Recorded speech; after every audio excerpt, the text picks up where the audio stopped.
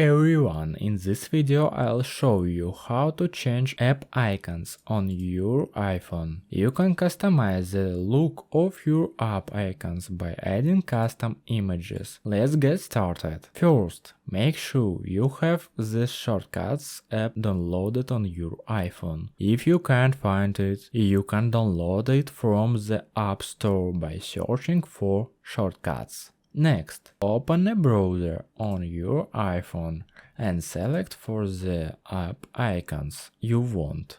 You can search for specific icons or browse through collections of app icons. Once you find icon you like, save it to your device gallery. Now, go back to your home screen and open the Shortcuts app. Tap on the plus icon in the top right corner to create a new shortcut. In the shortcut editing page, search for and select the Open App action. Choose the app you want to customize, such as Instagram. Test the shortcut by typing on it to make sure it opens the app correctly. Once you have confirmed that it works, tap on the three dots top right corner of the shortcut. Back to the shortcut editing script. Sometimes the app crashes at this point, but don't worry, it usually saves automatically. If it does crash, just reopen the app and go back to the shortcut editing. Now,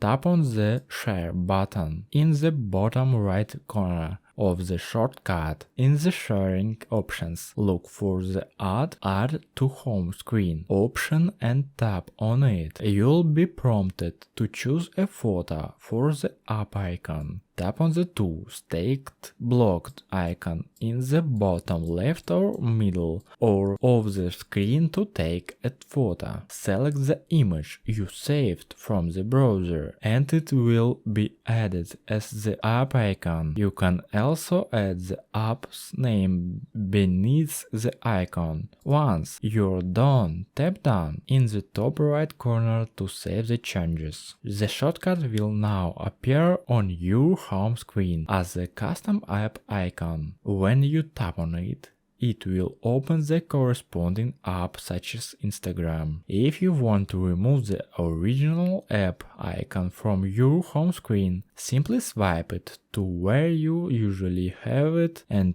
tap on Remove App. Choose Remove from home screen and the original app icon will be hidden. You can now use the custom shortcut instead. That's it. I hope this tutorial was helpful to you. If you found it useful, please consider liking and subscribing to my channel. If you have any questions, feel free to leave them in the comment section below.